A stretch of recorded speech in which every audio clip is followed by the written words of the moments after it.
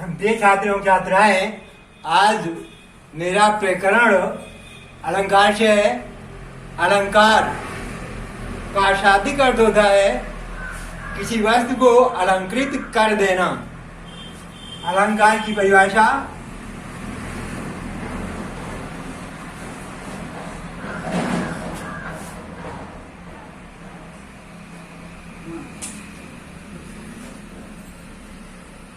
जिस प्रकार से पुरुष या महिलाएं वस्त्राभूषण आदि के द्वारा अपनी सौंदर्यता में निखार ला लेती हैं, ठीक उसी प्रकार से काव्य में चमत्कृत लाने के लिए अनेक प्रकार के तत्वों का प्रयोग किया जाता है, जिससे काव्य की सौंदर्यता बढ़ जाती है। पुरुष या महिलाएं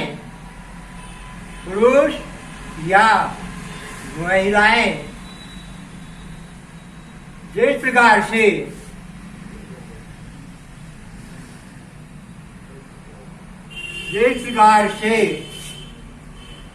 अपने सौंदर्यता में निखार लाने के लिए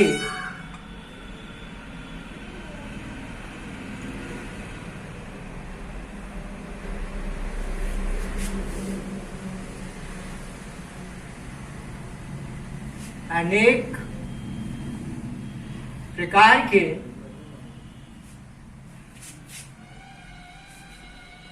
वस्त्राभूषण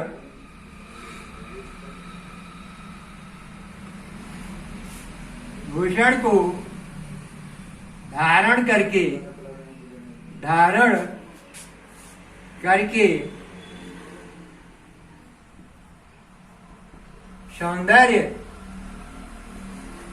सौंदर्यता पूर्ण अपने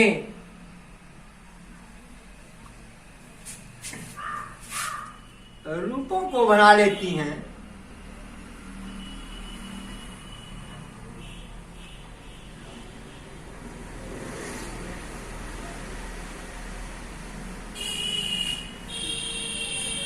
जिससे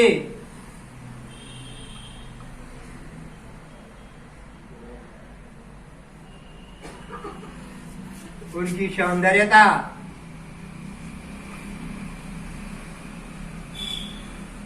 बढ़ जाती है।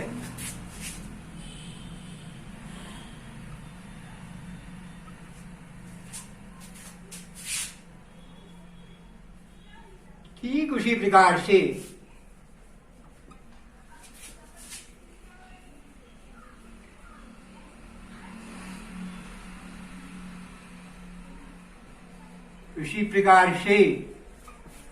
काव्य की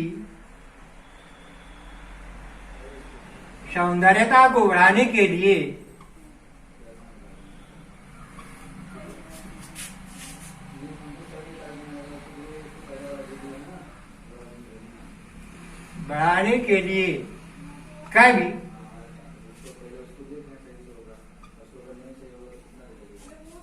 कवि अनेक प्रकार के तत्वों का प्रयोग करता है।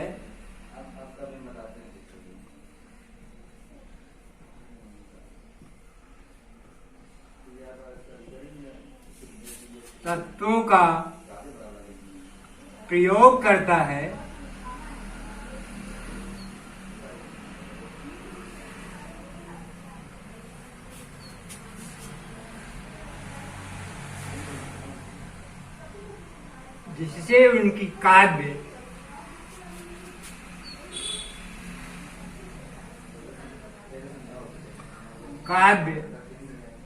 सौंदर्य पूर्ण हो जाती है।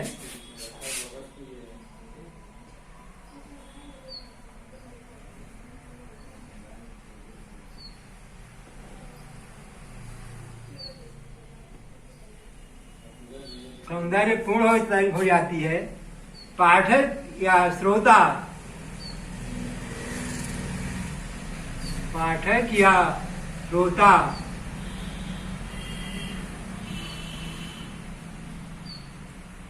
उन काव्यों को पढ़ने के लिए या सुनने के लिए लालायित हो जाते हैं।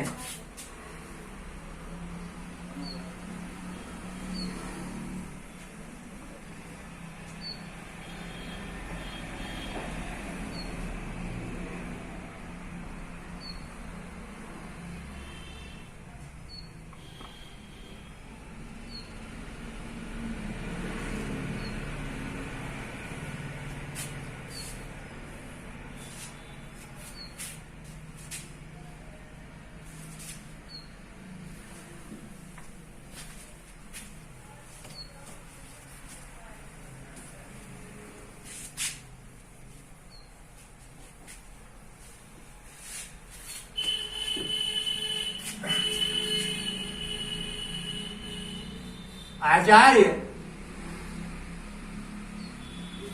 दंडी ने दंडी के अनुसार काव्य शोभा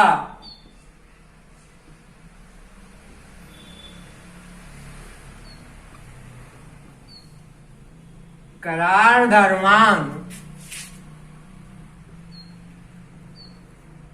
लकारांत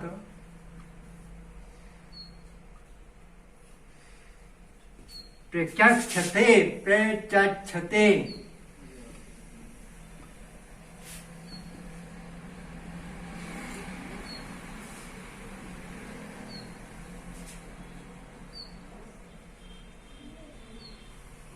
दूसरे शब्दों में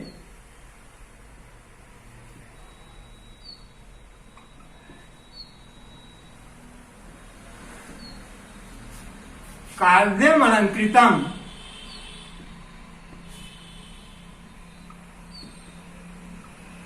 यशा अलंकार अर्थात काव्य को अलंकृत करने वाले तत्व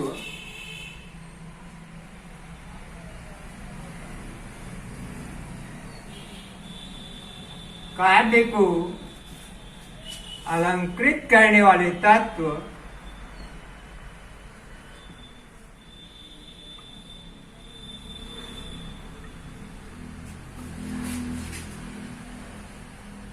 तत्व अलंकार कहलाते हैं।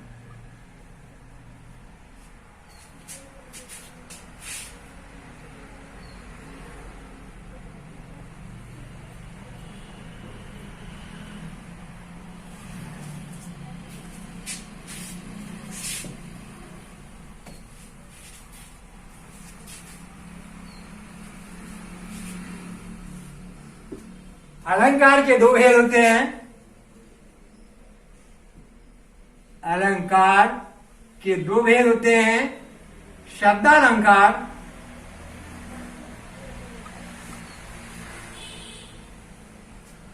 दूसरा है अर्थालंकार।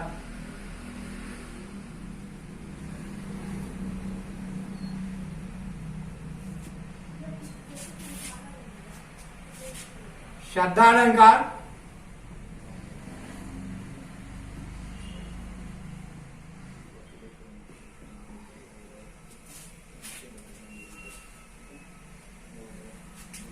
शब्द के द्वारा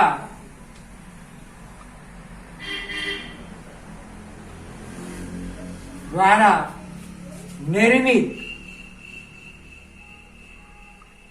काव्य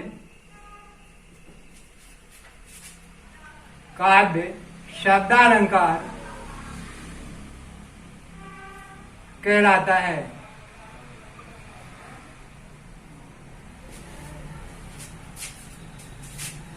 शब्दों की पर्यायवाची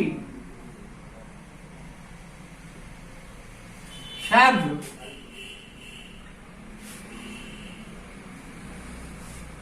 रखने के कारण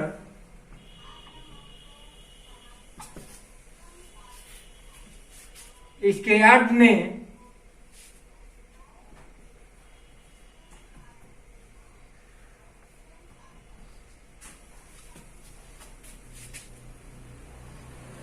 कोई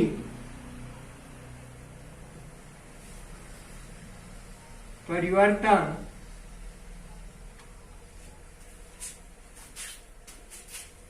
नहीं होता है।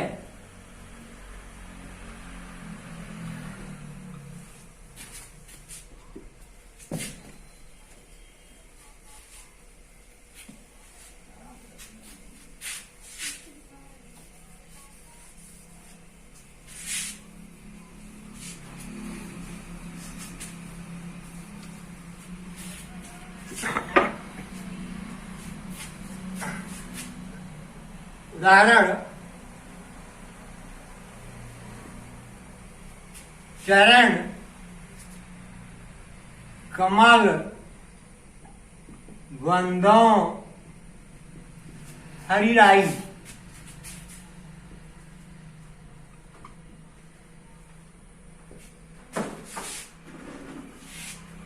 अगर हम कमल की प्रवाची शब्द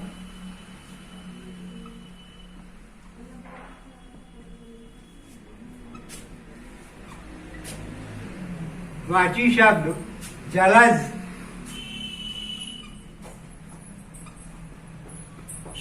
लिख देते हैं तो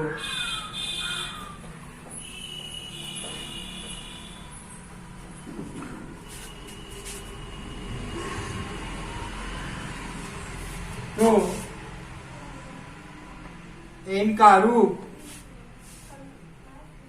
नहीं बदलता है।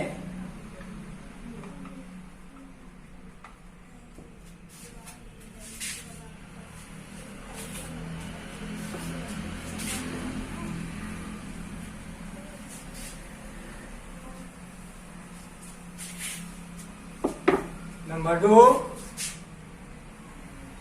अर्थालंकार।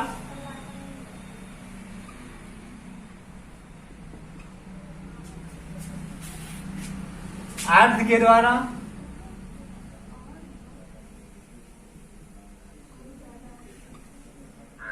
निकालने के द्वारा अगर हम शब्द की पर्यायवाची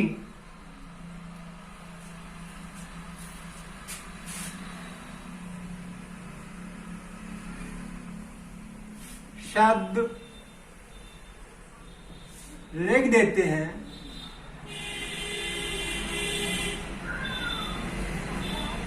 तो इनका रूप बदल जाता है। जैसे उदाहरण, कनक कनक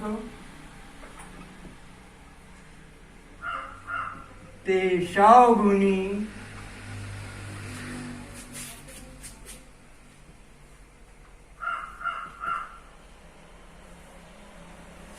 मादकता अधिकाय या खाए वौरात नर या पाए गौराय।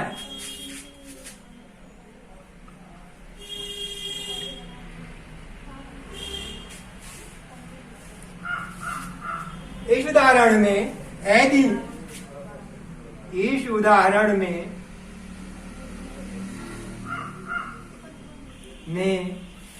यदि हम कनक की पर्यायवाची वाची शब्द स्वर्ण या सोना लिख देते हैं तो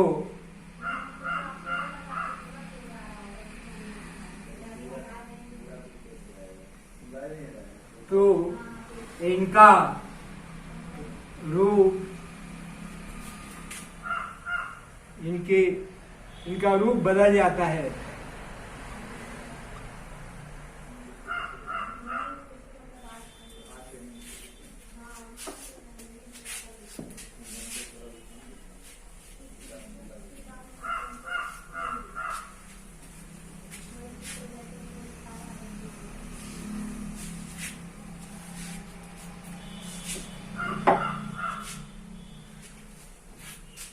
पहला अनुप्रास अलंकार,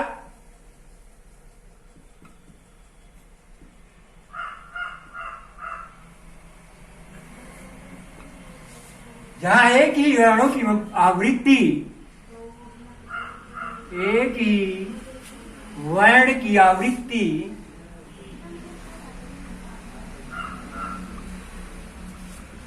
कई बार प्रयुक्त होती हो,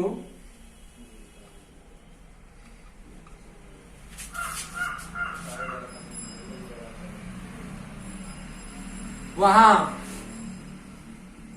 अनुप्रास अलंकार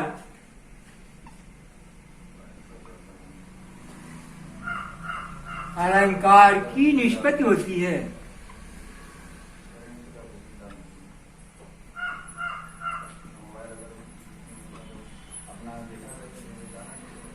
उदाहरण,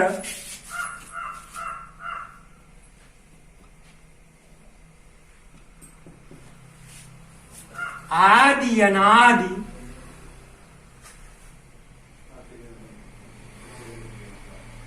अनादि अनामय, अनामय अविचल अविनाशी,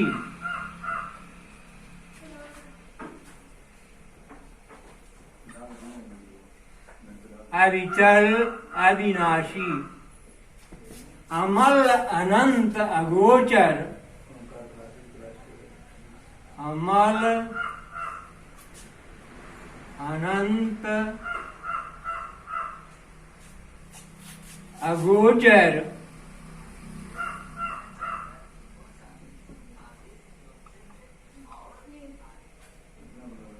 आज आनंद राशि,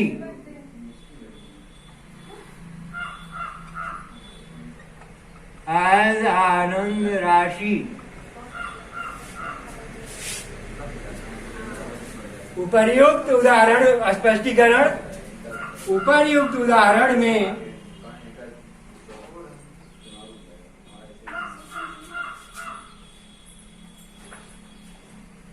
उपर्युक्त उदाहरण में आवर्ण की आवृत्ति, आवर्ण की आवृत्ति कई बार प्रयुक्त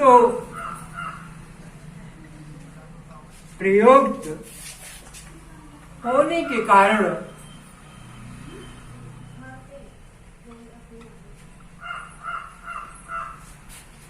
कारण अनुप्रास अलंकार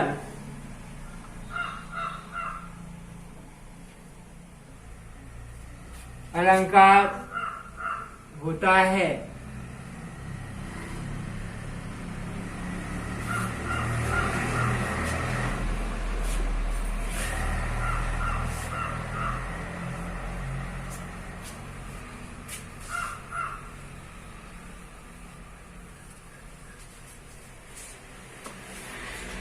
पुनः सुने, अनुप्रास अलंकार जहां एक ही वर्ण की आवृत्ति कई बार प्रयुक्त होती हो, वहां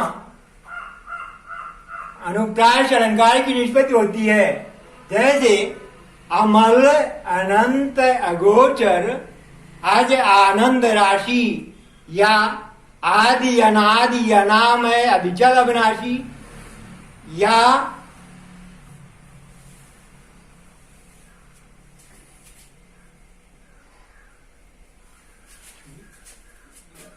अविचल अविनाशी। नंबर 2, अहमद अलंकार।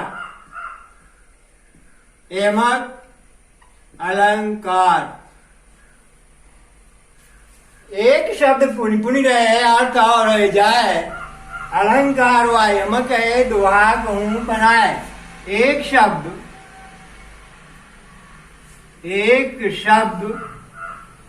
बार बार प्रयुक्त होता हो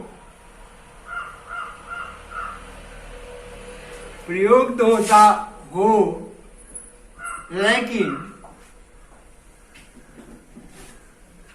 उनका अर्थ भिन्न भिन्न हो, वहां यमक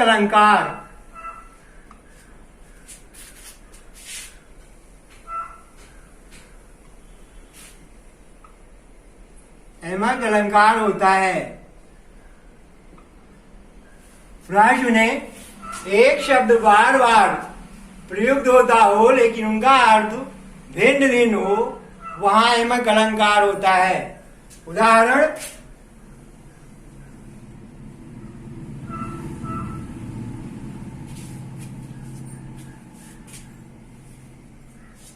अभी आप लोगों ने इसके पूर्व कई बार यमक अलंकार का उदाहरण सुने कि कनक कनक तेजो गुनी माँ दत्ता अधिकाय, या खाए बौरात न रिया पाए बौराय। लेकिन आज मैं इसका उदाहरण आपको भिन्न बता रहा हूं, नायक और नायिका के रूप में।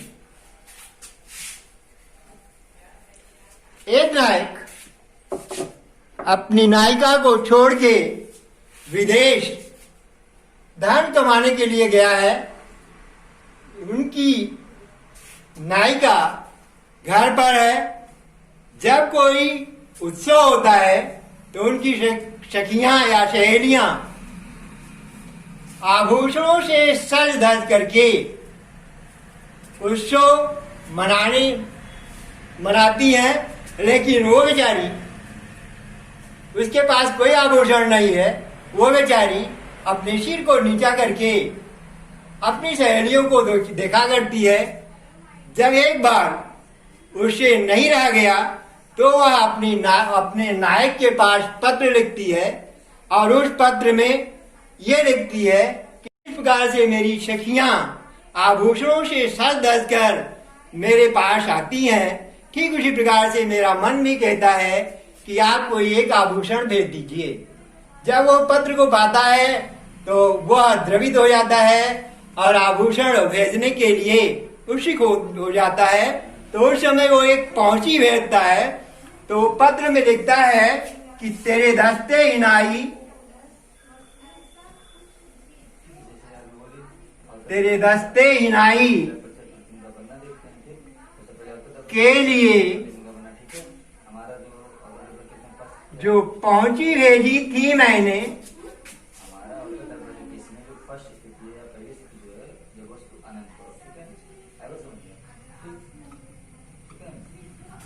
जो पहुंची भेजी थी मैंने, अगर पहुंची हो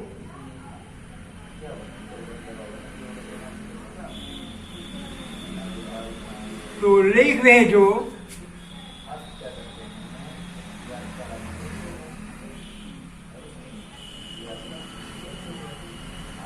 हाँ पहुंची है।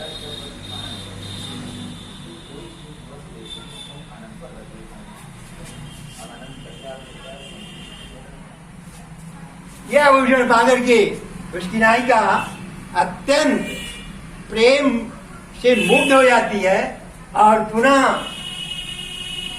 प्रत्युत्तर लिख के भेजती है, जो पहुंची भेजी थी मैंने। नायिका का प्रत्युत्तर,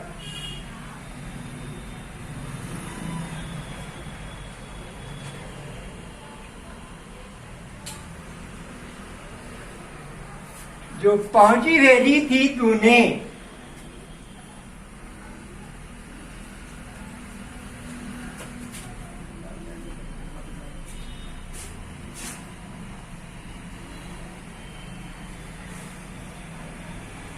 वह पहुंची,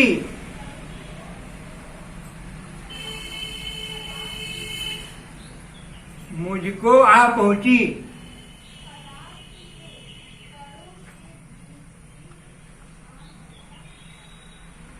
पर पहुंची तो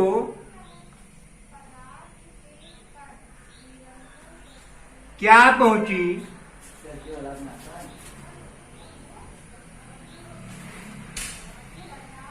जब आने तक को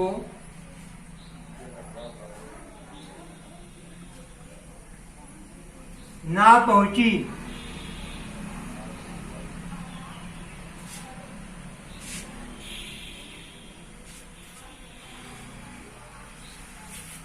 स्पष्टीकरण।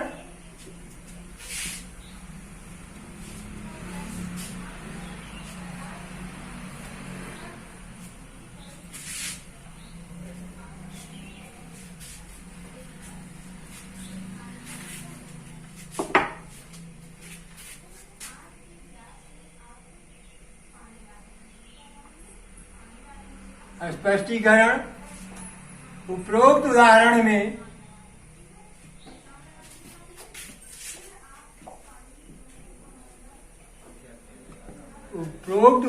में पहुंची शब्द का अर्थ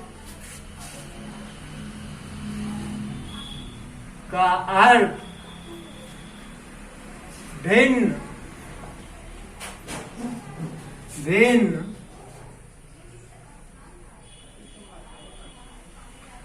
होता है।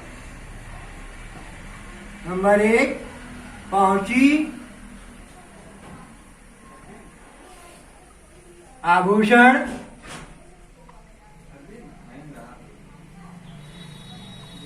पहुंची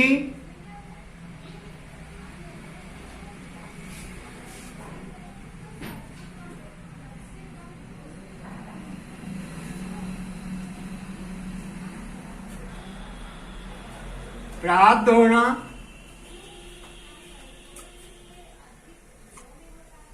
या मिल जाना। तीसरा, पहुंची हाथ में अच्छी प्रकार से आ जाना।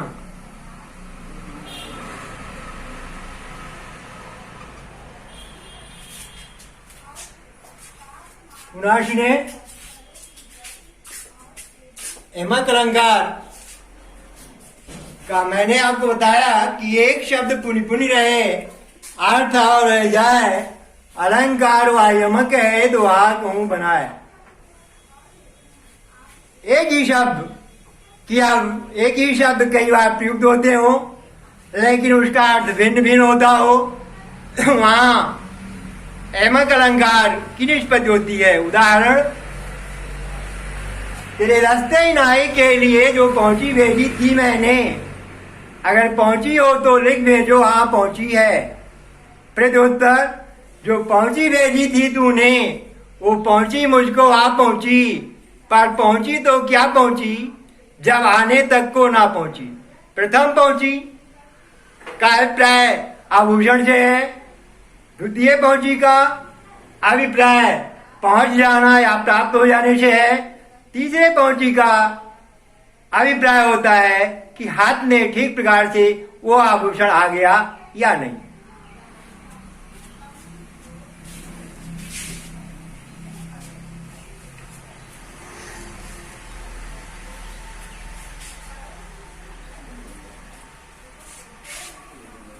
तीसरा मेरा अलंकार है उपमा अलंकार।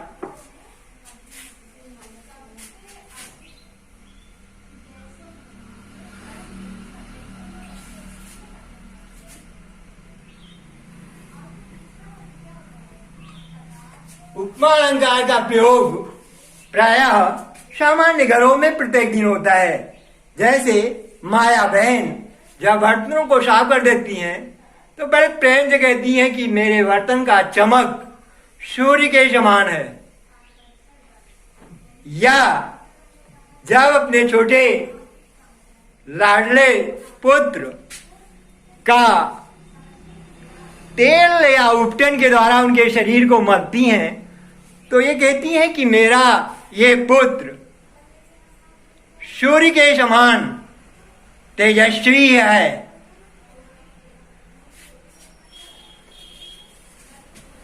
जब हम एक वस्तु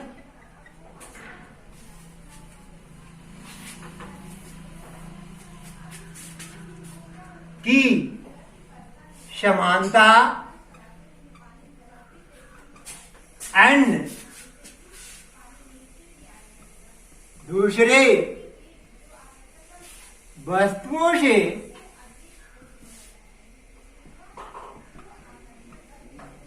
करते हैं तो वहां उपमा अलंकार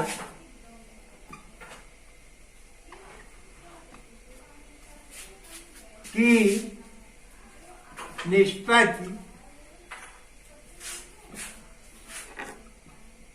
होती है।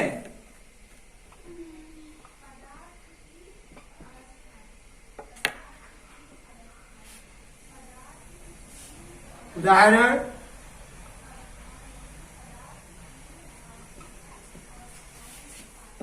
पीपल पात्र सरस मंडोला। जिस प्रकार से बिना हवा के पीपल का पत्ता हिलता और डोलता है, ठीक उसी प्रकार से हम लोग रात में सो जाते हैं लेकिन मेरा ये मन चलायमान होकर के मीठे मीठे सपनों को लाके सामने रख देता है। तो पीपल पात सरस मंडोला, पीपल पात सरस मंडोला।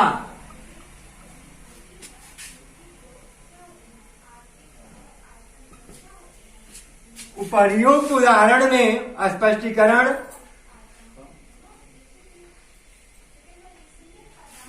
उपरोक्त उदाहरण में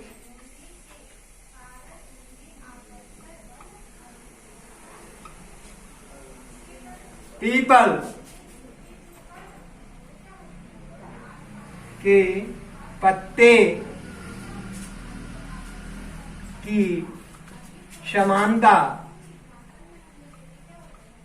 मन से की गई है।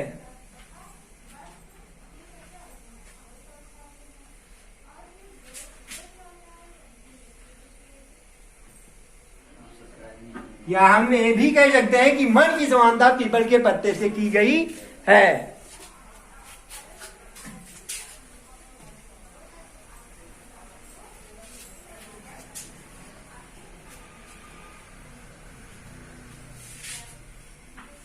चौथा अलंकार संदेह अलंकार।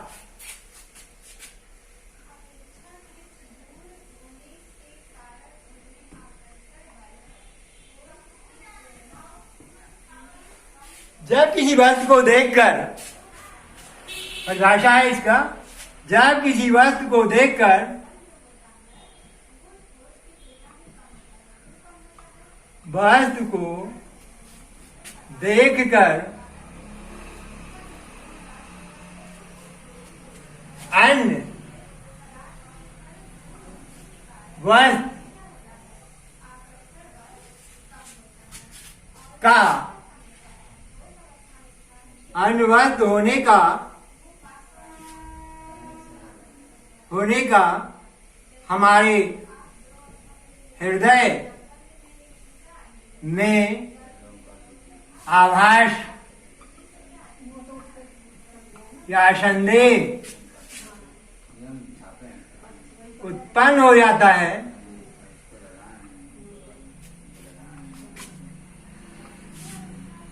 तो वहां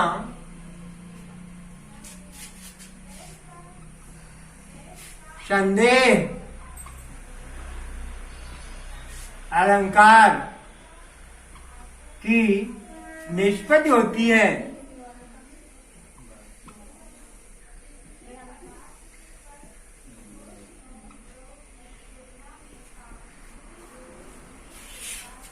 जब किसी वस्तु को देखकर अन्य वस्तु होने का हमारे हृदय में आभास या संदेह उत्पन्न हो जाता है, तो वहां संदेह अलंकार की निष्पत्ति होती है। उदाहरण, शारी बीच नारी है,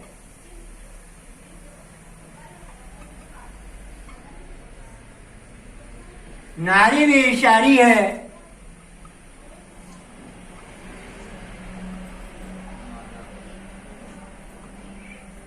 शारी में ही नारी है, शारी में ही नारी है, नारी ही की शारी है।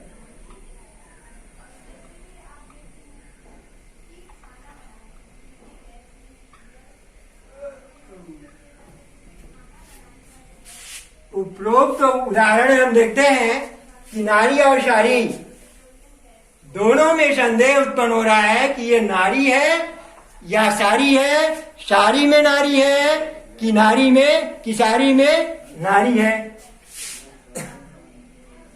स्पष्टीकरण, नारी और सारी,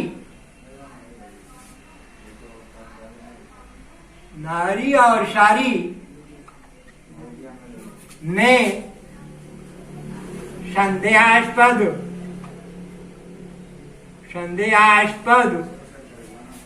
होने के कारण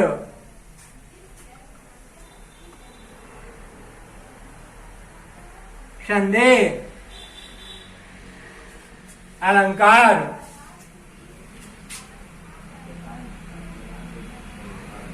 अलंकार है।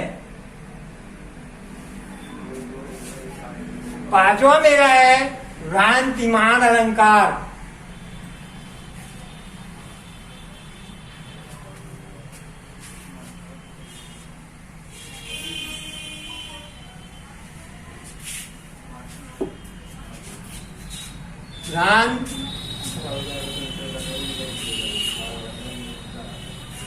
मान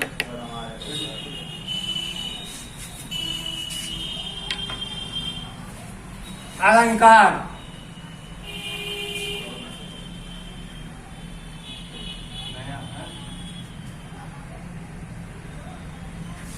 जब किसी वस्तु को देखकर हमारे हृदय में भ्रम उत्पन्न हो जाता है, तो वहां भ्रांतिमान अलंकार की निष्पत्ति होती है। जब किसी वस्तु को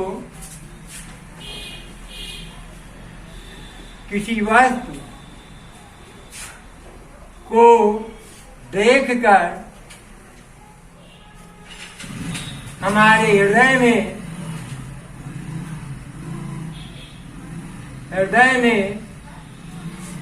भ्रम उत्पन्न हो जाता है,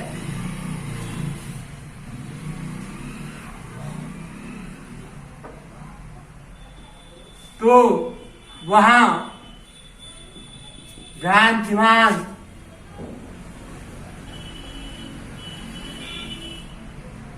अलंकार की निष्पत्ति होती है।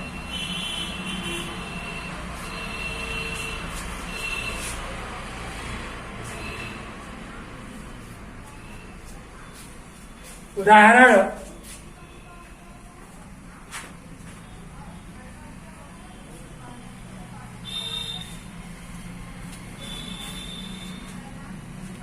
जब दो वस्तुएं आपस में भ्रमित हो जाती हैं, अर्थात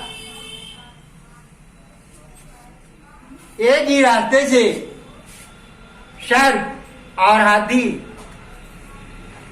का आगमन होता है, और जब सर्प और हाथी दोनों आमने और सामने आ जाते हैं, तो सर्प हाथी के सूंड को अपना माद समझ करके घुसने की चेष्टा करता है और हाथी गणना समझ करके सर्प को उठा करके खाने की चेष्टा करता है। उदाहरण है बिल विचार घुसने लगा नाग शुंड में व्याल, शुंड में व्याल ईख समझकर नाग ने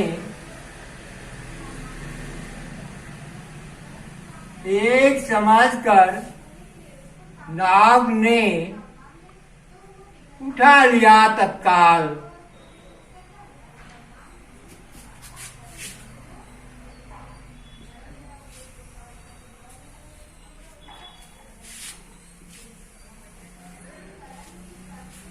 उपरोक्त उदाहरण में आप देख रहे हैं कि सर्प और हाथी आपस में भ्रमित हो जाते हैं। एक सर्प को हाथी ही समझता है और हाथी के सूंड को सर्प अपने रहने की माद समझता है, अर्थात दोनों भ्रमित हो जाते हैं। स्पष्टीकरण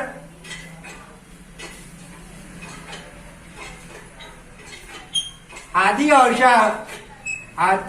सर्प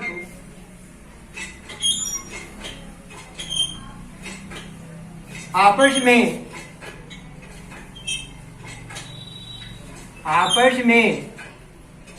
आमने सामने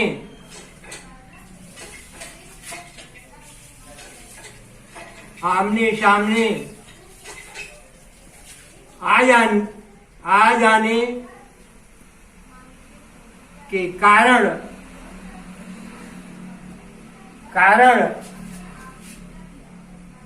हाथी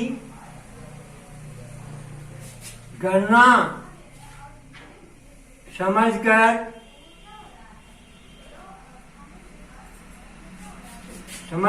सर्प को खाना चाहता है और सर्प हाथी के शुंड को देखकर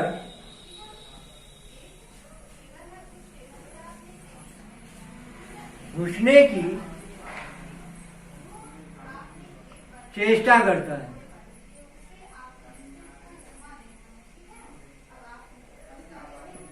अर्थात दो वस्तुएं आपस में भ्रमित हो जाती हैं। अब छठा अलंकार मेरा है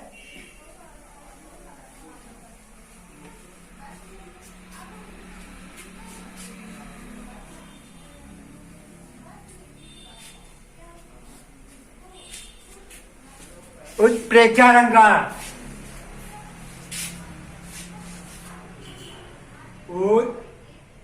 उत्प्रेक्षा अलंकार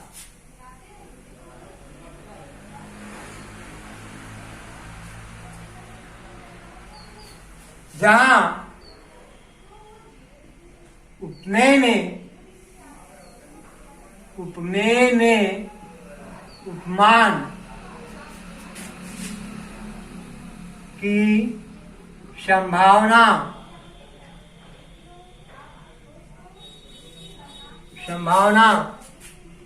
पाई जाती है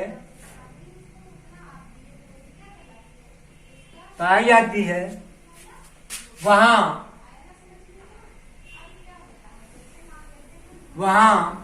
उत्प्रेक्षा अलंकार की निष्पत्ति होती है।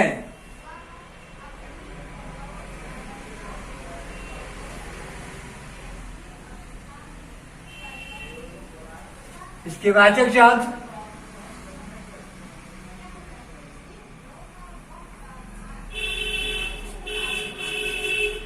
के वाचक शब्द जन जानो,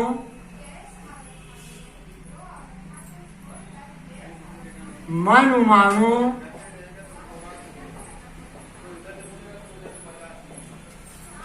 जन जानो मन मानो, जनौ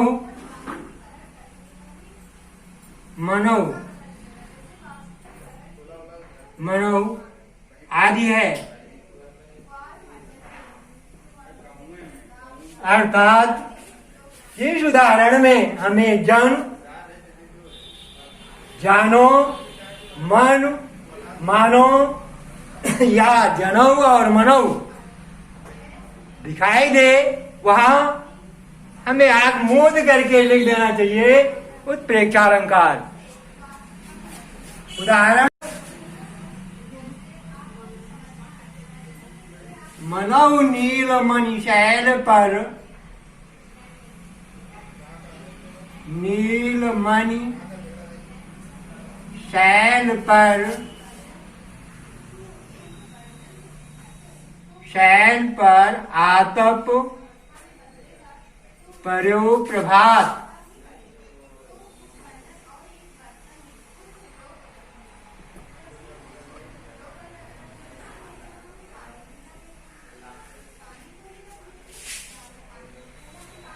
स्पष्टीकरण लिखाने की कोई आवश्यकता नहीं है क्योंकि मनौ शब्द आ गया है।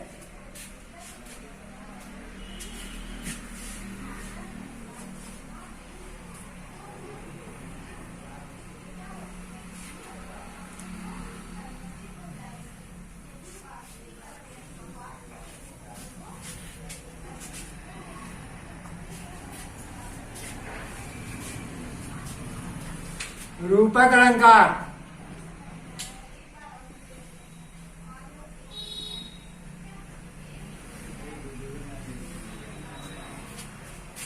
जहां उपमेय में उपमान का भेद रहित अंतर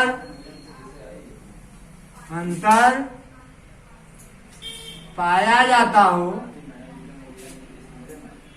तथा व्याख्या करते समय रूपी शब्द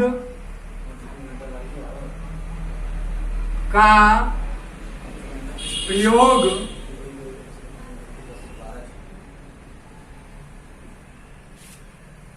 किया जाता है, वहां रूपक अलंकार की निष्पत्ति होती है।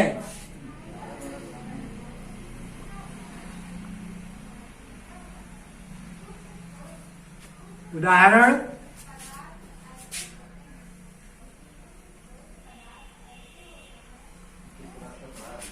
चरण कमल वंदो हरिराई।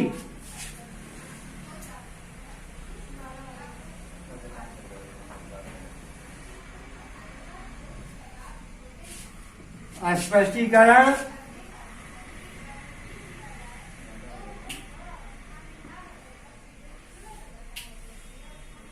उपरोक्त उदाहरण में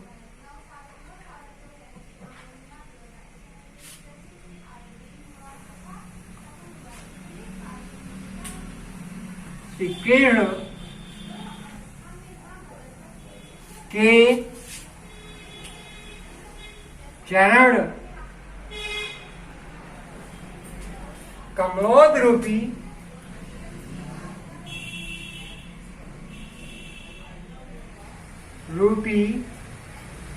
पुष्प के समान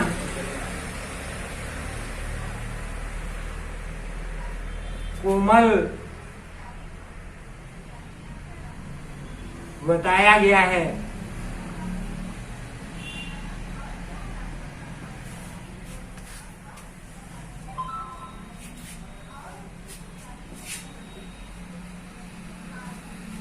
अगला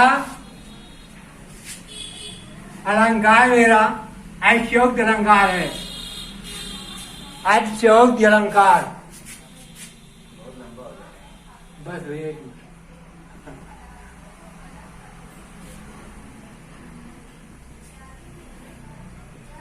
परिभाषा इसका है, जब हम किसी वस्तु की तुलना, जब हम किसी वस्तु का वर्णन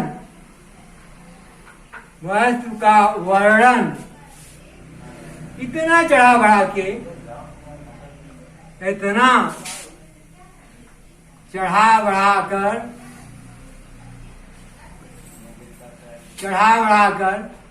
करते हैं कि वह सीमा लाग जाता है,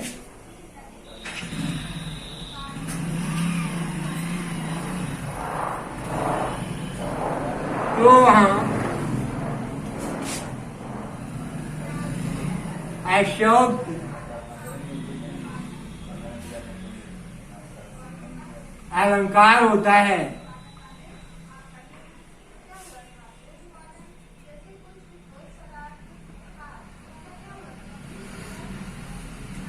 उदाहरण,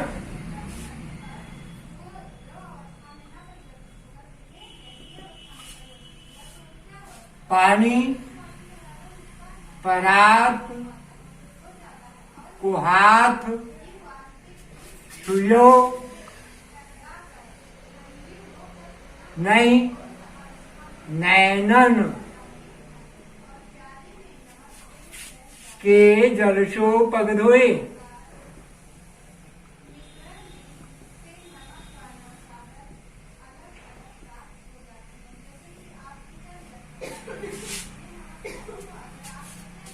स्पष्टीकरण,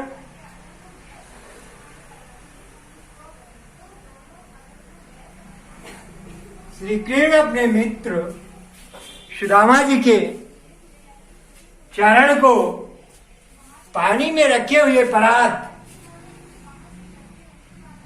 के द्वारा न धुल करके अपने आंसुओं के द्वारा धुल दिए।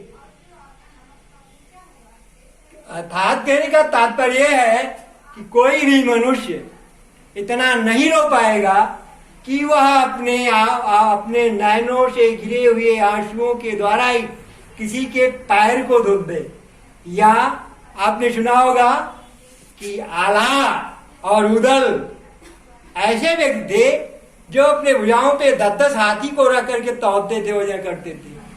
भला बताइए, अगर छोटी सी बात तो हम लोगों के हाथ पे गिर जाती है तो हाथ टूट जाता है, और यदि हाथ पे हाथियां चढ़ जाएंगी तो उस हाथ की स्थिति क्या होगी।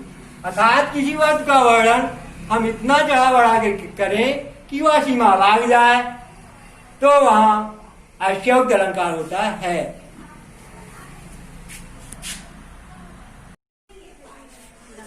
श्लेष अलंकार,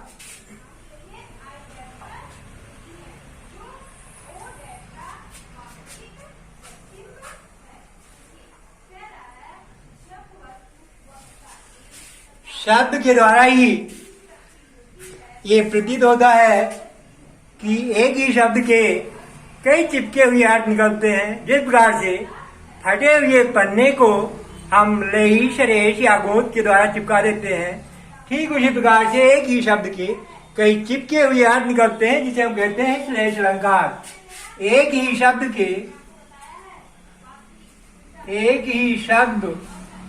के जब कई चिपके हुए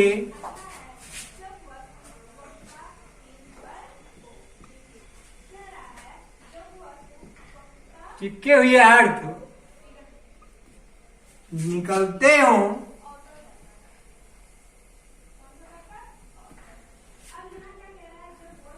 तो वहां श्लेष अलंकार की निष्पत्ति होती है।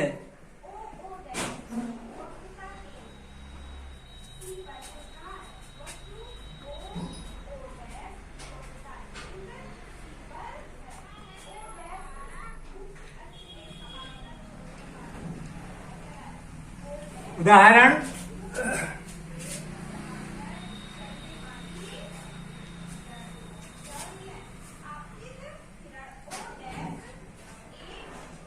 सिर जियो जोरी जुरे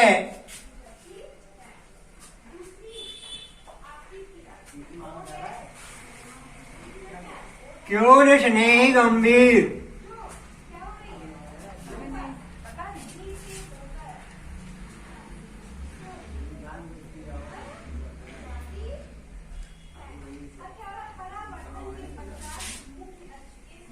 को घट वे वृषभानुजा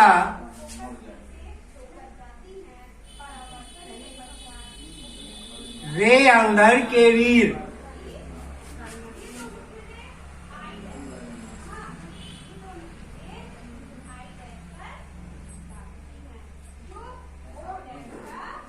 स्पष्टीकरण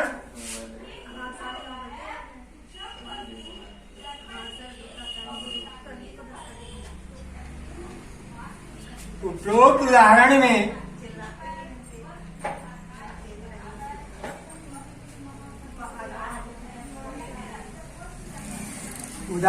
में वृषभानुजा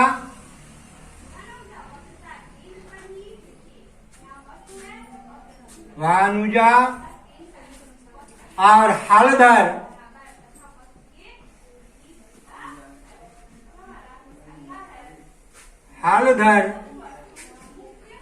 दो ऐसे शब्द प्रयुक्त हुए हैं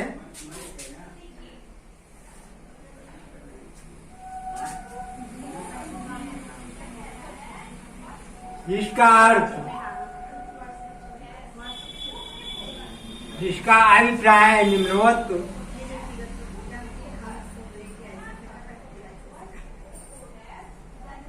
निम्नवत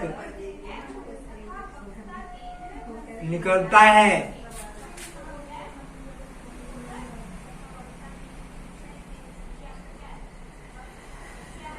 वृषभानुजा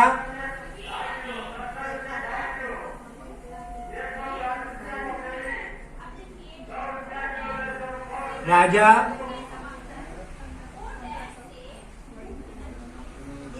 वृषभ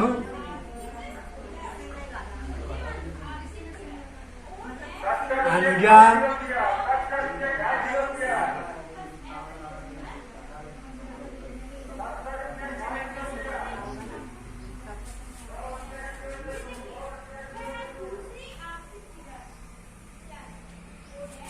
राजा की पुत्री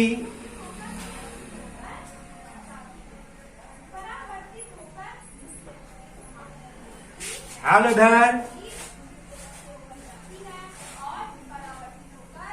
हल को धारण करने वाला, हल को धारण करने वाले बलराम, हलधर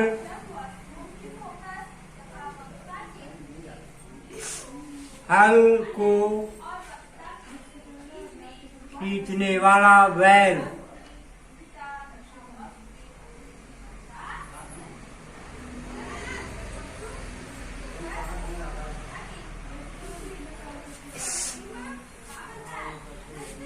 श्लेष अलंकार एक ही शब्द के जब कहीं चिपके हुए अर्थ निकलते हो तो वहां श्लेष अलंकार की निष्पत्ति होती है। उदाहरण है चिर जियो जोड़ी जुरे क्यों न स्नेह गंभीर को घट वे वृषभानुजा वे हलधर के वीर। उपरोक्त उदाहरण में वृषभानुजा और हलधर दो ऐसे शब्द प्रयुक्त हुए हैं जिनका अर्थ भिन्न भिन्न होता है। वृषभानुजा राजा के रूप में, वृषभ अनुजा राजा की पुत्री, हल को धारण करने वाले बैल और हल को धारण करने वाले बलराम और हल को खींचने वाला बैल। दूसरा उदाहरण है रईमन पानी राखिए बिन पानी सब चोर, पानी गए नऊ बरे मोती मानोस चोर। पानी जग के रूप में, पानी